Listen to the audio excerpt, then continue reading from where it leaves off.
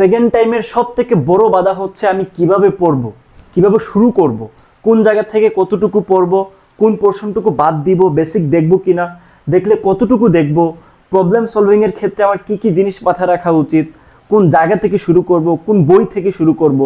এই ধরনের কুইরি বা কোয়েশ্চেন তোমাদের ভিতরে প্রত্যেকের কাজ করে আমি জানি, কারণ আমি নিজে সেকেন্ড টাইমার ছিলাম। বর্তমানে পড়াশোনা করছি শাহজালাল বিজ্ঞান ও প্রযুক্তি বিশ্ববিদ্যালয়ে ইঞ্জিনিয়ারিং ফ্যাকাল্টিতে। সো আমি তোমাদের যে ভিতরকার যে প্রশ্নগুলা ফিল করতে পারি, সেই ফিলিংসের জায়গা থেকে তোমাদেরকে আজকে আমি পুরো সিনারিওটুকু দেখাবো যে তুমি কিভাবে আসলে তোমার পরবর্তী লাইফ যতটুকু সময় তুমি পাবা পরীক্ষার আগ পর্যন্ত তুমি পড়বা কিভাবে সেটা তুমি বুঝে ফেলো। ওকে, লেটস স্টার্ট। খেয়াল করো, এই যে তোমার দেখো ভেক্টর যে চ্যাপ্টারটুকু, প্রথমে যেটা করবা, যে বেসিকটুকু আছে প্রত্যেকটা টপিকের উপরে একটু বেসিকটুকু ঝালাই করে নিবা। বেসিক সবার ঠিকঠাক থাকার মতোই, বাট একটু দেখে নিলে, ঝালাই করে নিলে তোমাদের জন্য সুবিধা।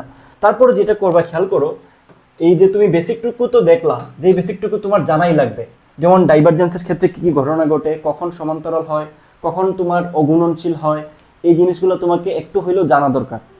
কিংবা ওই যে তোমার ক্ষেত্রফলের ক্ষেত্রে যদি একটা সামান্তরিকের কর্ণ থাকে তখন সূত্রটা কি হয়, হাফ কখন লাগে, দুইটা সন্নিহিত বাহু থাকলে হাফ আগে যুক্ত হয় নাকি পরবর্তীতে যুক্ত হয়, অথবা ঘনবস্তুর ক্ষেত্রে তিনটা বাহু থাকে কোন শর্ত মানলে আসলে তারা সমতলীয় হবে, এগুলো কিন্তু অবশ্যই জানা লাগবে।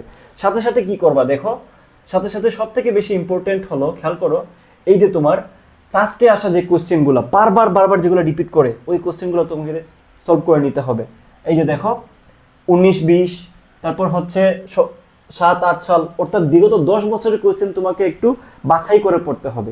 কোশ্চেন ব্যাংক সব কিছু সলভ করা লাগবে না, বাছাই করে করে যেগুলো তোমাদের সময় অ্যাকচুয়ালি আসার মতো, কিংবা যেগুলো তোমার টিচাররা বারবার রিপিট করেন, ওগুলো কিন্তু তোমাকে অ্যানালাইসিস করে বের করে সলভ করে যাইতে হবে, প্র্যাকটিস করতে হবে। তোমাকে যদি আমি আরেকটু ভালোভাবে দেখাই, একটু খেয়াল করো, এই যে এইখানে একটু খেয়াল করো, সাস্টের 19-20, তারপরে যে সাস্টের 19-20 কোয়েশ্চেনের পরে যে 18-19, তারপর এই যে দেখো 17-18, 15-16, তারপরে এই যে দেখো 14-15।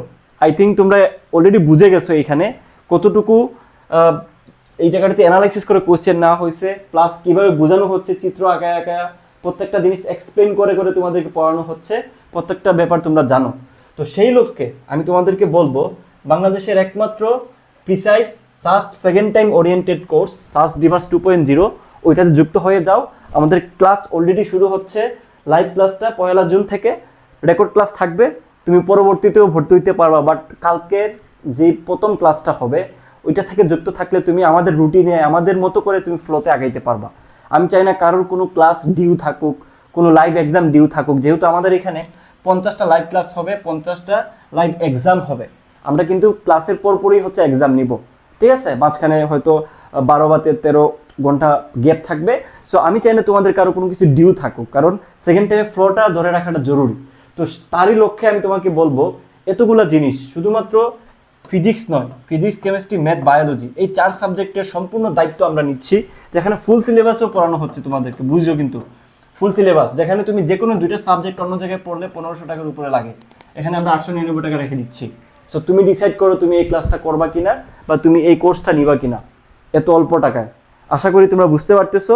যারা বুদ্ধিমান আছো তারা ডেফিনেটলি এটাতে ভর্তি হয়ে যাও, কারণ তোমাদের আসলে এত কম টাকায় আর কোথাও পাওয়ার কোনো সম্ভাবনা নাই, বুঝছো?